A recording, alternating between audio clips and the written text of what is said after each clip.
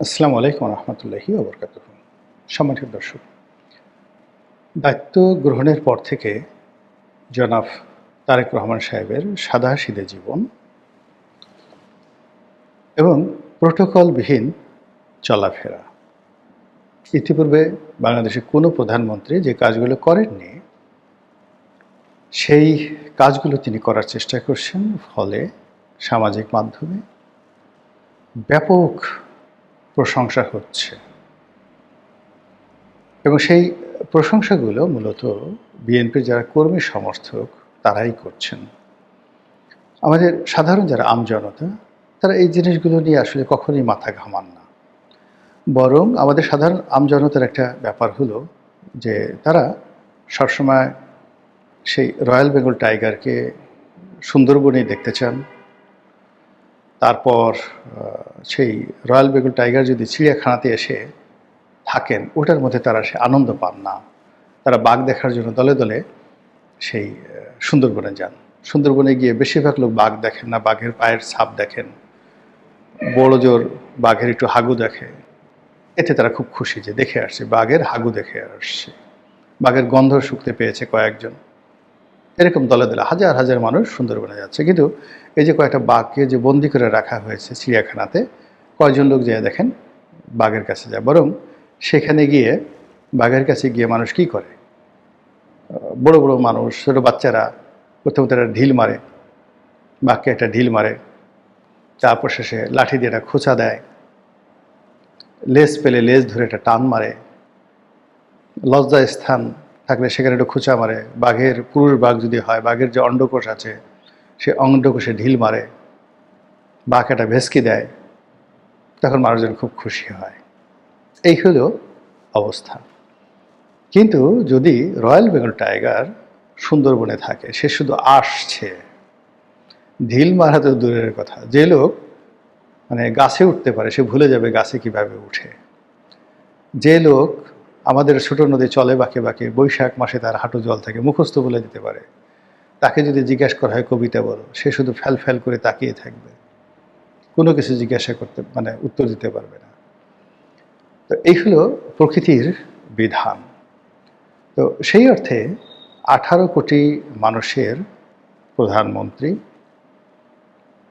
তো এই 18 কোটি মানুষের প্রধানমন্ত্রীর একটা প্রোটোকল আছে, একটা ওজন আছে, আকার আছে, আকৃতি আছে, ক্ষমতা আছে, বিত্ত আছে, বৈভব আছে এবং সর্বোপরি তার প্রতিপক্ষকে ক্ষতি করার, হুঙ্কার দেওয়ার তার সামর্থ্য আছে।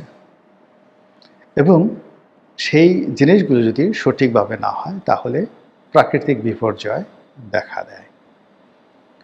ফলে কি হলো, এই যে এখন তারেক রহমান সাহেব যে অনাড়ম্বর জীবনযাপন করছেন, খুব স্বাভাবিক জীবনযাপন করছেন, এটা তিনি কেন করছেন, কিভাবে করছেন আমি জানি না। কিন্তু ইতিহাসে আমরা যে সকল গল্প শুনি, এগুলো আসলে গল্প, ভীষণ রকম গল্প। হযরত উমর রাদিয়াল্লাহু তাআলা আনহু সেই অর্ধ দুনিয়ার মালিক ছিলেন। তারপর তিনি ওই ছাগল চরাতে গেছেন, উট খুঁজতে গেছেন, উট খুঁজতে গিয়ে উট পাননি। এরপরে তিনি একটি খেজুর গাছের তলায় ঘুমিয়ে পড়েছেন। যখন ঘুমিয়ে পড়েছেন, সূর্যের আলো তার মাথার উপরে পড়ে গেছে। ওই সময়টিতে সেই রোমান সাম্রাজ্যের দুজন রাষ্ট্রদূত তার সঙ্গে দেখা করতে এসছে। তারা এসে তাকে এই অবস্থায় দেখে খুব আশ্চর্য হয়ে গেল, ইত্যাদি ইত্যাদি। ইটস এ সো নাইস গল্প। এই গল্পগুলো এত সুন্দর, যেটি আপনি হযরত উমর যেই সময়টাতে মদিনা রাষ্ট্রের অধিপতি ছিলেন, ঠিক সেই সময়টাতে আপনি যদি পারস্য ডাইনেস্টি ধরেন, ইংল্যান্ডের রাজপ্রাসাদ ধরেন, ইউরোপের রাজপ্রাসাদগুলো বা রাষ্ট্রীয় কালচারগুলো ধরেন, সেই কালচারগুলো মদিনাতে অনুসরণ না করতে পারার কারণে হযরত উমর, হযরত আলী এবং হযরত উসমান রাদিয়াল্লাহু তাআলা আনহুকে প্রাণ দিতে হয়েছে। This is one. যার জন্য আবেগ দিয়ে সব জিনিস চলে না। সেকেন্ড থিং হলো উমরের কঠোরতা। এখন মিশরের শাসনকর্তা মিশরের দুর্ভিক্ষ হচ্ছে, উমর তাকে ডেকে পাঠালেন, আসো।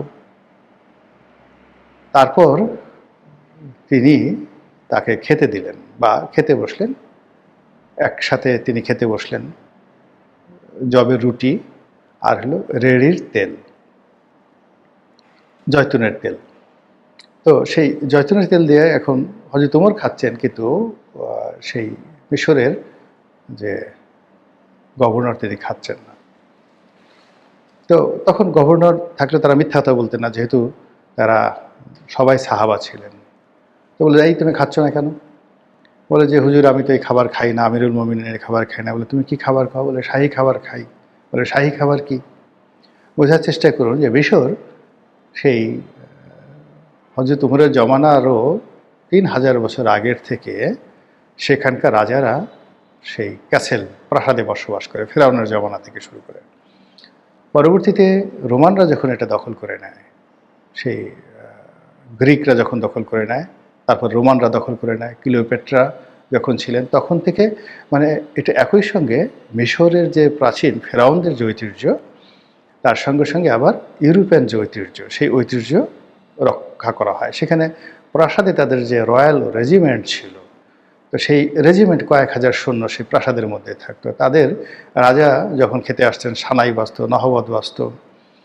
তো সমস্ত মন্ত্রীদের সাথে, রানীদের সাথে, মানে তাদের খাবারের যে স্টাইলটা, রাজুকের যে স্টাইলটা, এই স্টাইলটা এখনও আপনি ব্রিটেনের বাকিংহাম প্যালেস বা ধরেন হোয়াইট হাউস কিংবা এলিসি প্রাসাদ অথবা ধরুন জাপানের প্রাসাদে ঠিক এই নিয়মগুলো এখন পর্যন্ত আছে। এই যে রয়্যাল ডিনার বলা হয়। তো উনি যেহেতু মুসলমানরা দখল করেছে, কিন্তু দখল করে তারা কোথায় গিয়ে উঠেছে? মদিনাতে। মদিনা ওয়াজ ইসলাম। ওই মুহূর্তে মদিনাটা বস্তি ছিল, কিন্তু আলেকজান্দ্রিয়াতে বস্তি ছিল না, কায়রোতে বস্তি ছিল না। তখন সেটা রীতিমতো রাজপ্রাসাদে পরিপূর্ণ, এবং এখনকার মতো সেখানে ভাঙচুর হয়নি। ফলে মুসলিম যে গভর্নর, তিনি গিয়ে সেই রাজপ্রাসাদে উঠছেন। আর ওখানে যারা আমলা ছিলেন, কামলা ছিলেন, ট্রেজারি ছিল, মানে যা কিছু আছে, মানে আপনি যে এখন রাষ্ট্র ক্ষমতা পরিবর্তন হওয়ার সাথে সাথে ইউনূস সাহেব গেছে যমুনাতে, গিয়ে ডক্টর মোহাম্মদ ইউনূস উঠবেন। শাহাবুদ্দিন চুপ্পু বঙ্গভবনে আছেন, সেখানে গিয়ে যদি নতুন কেউ আসেন, একেবারে ঠিক সেম জিনিস, খাওয়া দাওয়া, চিকিৎসক থেকে শুরু করে সেম সিস্টেমটা পাবেন। তো যিনি মুসলিম শাসক গেছেন, তিনিও গিয়ে ঠিক ওরকম ওখানকার ট্রেডিশনটা তিনি পেয়েছেন, এবং he is enjoying. Oh my god, সেই এনজয় করছে ১০০ পদের শাহী খাবার দাবার। এখন হযরত ওমর জানলেন যে শাহী খাবার কি, তখন বললেন যে এইভাবে এইভাবে শাহী খাবার হয়। তো এই কথা শুনে হযরত ওমর রাগ হয়ে গেলেন, বললেন যে যে দেশের বাদশাহ মানে এত খাবার খায় এবং প্রতি অক্তি এত খাবার অপচয় করে, তো সেই দেশে দুর্ভিক্ষ হবে তো হবে কোথায়, বলেই তিনি তাকে চাপকানো শুরু করলেন। তিনি চাবুক মেরেছেন, যা কিছু করেছেন, কিন্তু সেই তিনি চলে গেছেন, অন্য শাসক গেছে, কিন্তু সেই শাসক তারা কিন্তু সেই মিশরের সেই কালচারটা পরিবর্তন করেনি। সিরিয়ার কালচার পরিবর্তন হয়নি ৪ খলিফার জমানাতে। তারপর সেই সিরিয়া, দামেস্কর কালচার, তারপর পারস্যের যে কালচার, সেটাও পরিবর্তন হয়নি, আগের মতো লেগেছে। ফলে মুসলিম জমানাতে যারা ওই সমস্ত এলাকাতে গিয়েছেন, তারা সবাই মানে ওখানে থাকতে চাইতেন, যেতে চাইতেন, এবং এগুলো অনেক যুদ্ধ হয়েছে। যেমন হযরত ওসমান মারা গেলেন কি জন্য? ওখানে মিশরের গভর্নর নিয়োগ নিয়ে, ওখানে সবাই যেতে চায়। বা আমির মাভিয়া, তিনি তার সঙ্গে হযরত আলীর যুদ্ধ হলো কেন? বিকজ তিনি ওই যে দামেস্কে গেছেন, তিনি গিয়ে সোজাসুজি রোমান সাম্রাজ্যের যে কালচারটা পেয়েছেন, সেই কালচারটার কারণে তিনি সেই টোটাল সিরিয়া এবং সাইপ্রাস, সেই এলাকাতে তার যে আধিপত্য, যে বিত্ত বিলাস তিনি পেয়েছিলেন, এটা মদিনাতে তার সম্ভব ছিল না। ফলে তিনি রিভোল্ট করেছিলেন। It's a history. সেই হিস্ট্রিগুলো আপনাকে জানতে হবে। তো তারেক রহমান সাহেব যদি বা তার যারা লোকজন রয়েছেন, তারা যদি এই হিস্ট্রির বিষয়গুলো মূল্যায়ন করেন, তাহলে দেখতে পাবেন যে যারা আবেগপ্রবণ হয়ে এইভাবে মানে নিজেদেরকে সাধারণের পর্যায়ে নামিয়ে এনেছেন, তারা সবাই ক্ষমতাচ্যুত হয়েছেন এবং নির্মমভাবে ক্ষমতাচ্যুত হয়েছেন। পাবলিক তাদেরকে ডাল ভাত মনে করেছে। এমনকি আমরা জানি যে এবার শাহরুন আর রশিদ মানে জনগণের দুঃখ কষ্ট বোঝার জন্য তিনি রাস্তায় নামতেন, গভীর রাতে নামতেন। এটা অন্য একটা জিনিস। সুলতান সুলেমানও নামতেন, অনেক বড় বড় রাজাবাদশাহ নামতেন, কিন্তু তাদের সবারই একটা রাজকীয় জীবন ছিল। সবারই এটা রাজকীয় জীবন ছিল। তো সেই অর্থে আমাদের যে নতুন প্রধানমন্ত্রী তারেক রহমান সাহেব, তিনি যে সহজ সরল জীবনযাপন করার চেষ্টা করছেন, তিনি যে অস্বাভাবিক যে জীবনযাপন, আমাদের এই বাংলাদেশে পাকিস্তান জমানাতে একটা গভর্নর হাউস ছিল, মুনায়েম খাঁ গভর্নর ছিলেন।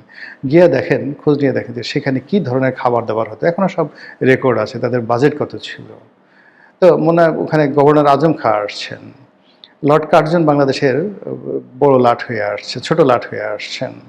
তো তিনি কীভাবে জীবনযাপন করতেন ব্রিটিশ জমানাতে, বা একটা সময় এই ঢাকা শহরে যখন মুঘলদের জমানাতে এই যে লালবাগ কেল্লা হলো, সেই লালবাগ কেল্লাতে যারা আসছেন শাসক হিসাবে, তারা কিভাবে জীবনযাপন করতেন, কিভাবে থাকতেন মুঘল জমানাতে, কিংবা নবাব সিরাজউদ্দৌলার জমানাতে কীভাবে থাকতেন, এমনকি পাল জমানাতে, পাল আমলে, তারপরে শেষে সেন আমলে এই বাংলাদেশে যে সকল মানে রয়্যাল প্যালেস ছিল, রাজকীয় প্রাসাদ ছিল, সেখানে রাজারা কিভাবে চলতেন, সেই জিনিসগুলোর প্রত্যেকটারই একটা কার্যকারণ আছে। এবং যারা এই কার্যকারণের বাইরে থাকার চেষ্টা করেছেন, চলার চেষ্টা করেছেন, এটি তাদের জন্য কোনো ভালো ফলাফল বয়ে আনেনি।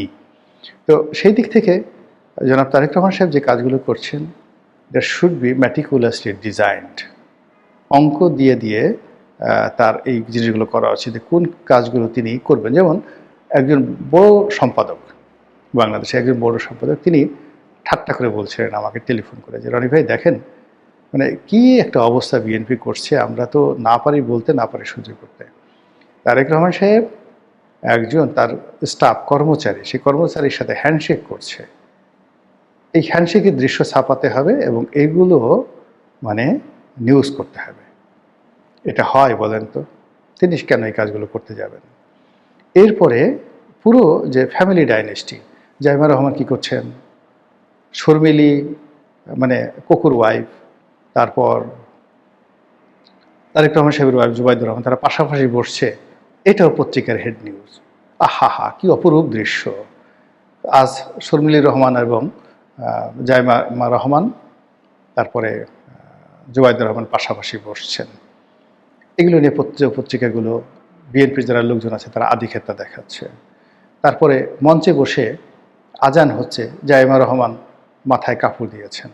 সবাই বললেন আহা হা, কি মহব্বত, কি ভালোবাসা, মানে কি বিনয়, কি ভদ্রতা। তারেক রহমান সাহেব কাশি দিচ্ছেন, তার মেয়ে পানি এগিয়ে দিচ্ছেন। মানে এই সাধারণ সহজ সরল পারিবারিক যে বিষয়গুলো, এইগুলো নিয়ে বিএনপির যে সমস্ত লোকজন খুব মাতামাতি করছেন, আলটিমেটলি বিএনপিকে শেষ করে দেওয়া হচ্ছে। এগুলোর কোনো প্রয়োজন নেই। এগুলো আমাদের সমাজে অহরহ প্রচলিতভাবে সবাই এই কাজগুলো করে। এক লোক মানে এক মহিলা বলতেছে যে তারেক রহমান সাহেব তো মানে আমাদের ঘরে আগুন লাগিয়ে দেওয়া শুরু করেছেন। কিভাবে? সে এই যে তার স্ত্রীকে যে সম্মান দেখাচ্ছেন, মর্যাদা দেখাচ্ছেন, এখন স্ত্রীরা সবাই দাবি করছে যে আমাদেরকেও তারেক রহমান সাহেবের মতো এরকম পাত্তা দিতে হবে। তিনি জাইমারা মানে তার মানে যাকে বলে স্ত্রী জুবাইদুর রহমানকে যে সম্মান দিচ্ছেন, মর্যাদা দিচ্ছেন, আমাদেরকেও